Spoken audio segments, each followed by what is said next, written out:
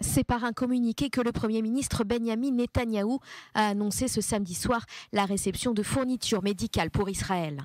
À la suite de pourparlers avec plusieurs chefs d'État, les barrières ont été levées dans le cadre de la poursuite de l'opération d'acheminement de besoins essentiels à la propagation de la maladie.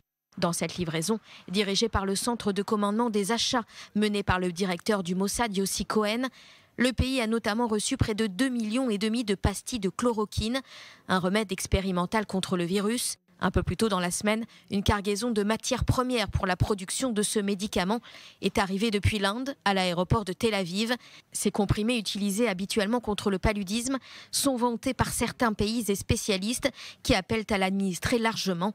Toutefois, une vaste partie de la communauté scientifique ainsi que des organisations sanitaires mettent en garde contre les risques possibles pour les patients, notamment cardiaques.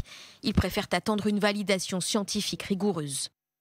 Dans cette livraison, Israël a reçu également 2,5 tonnes d'anesthésiques en provenance d'Italie, ainsi que des masques et des combinaisons.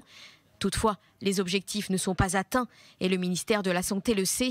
Il souhaite notamment obtenir plus de 18 millions de masques N95.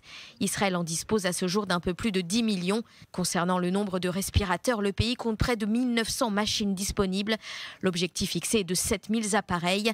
Le ministère de la Santé souhaite par ailleurs former des équipes médicales afin de faire fonctionner ces nouvelles machines. Israël compte également produire lui-même plusieurs centaines d'appareils. À la veille de Pessah, la Pâque juive, une cargaison de réactifs et de matériel de laboratoire pour le traitement des échantillons de coronavirus est arrivée en Israël en provenance de Corée du Sud. Selon la 12e chaîne israélienne, les assistants de laboratoire ont été appelés de toute urgence à reprendre leurs activités. Enfin, Israël a signé un accord de 23 millions d'euros avec la société chinoise BGI. Il s'agit de l'achat de matériel pour effectuer 10 000 tests de dépistage par jour. Les nouveaux équipements et kits de tests seront installés dans 6 laboratoires différents.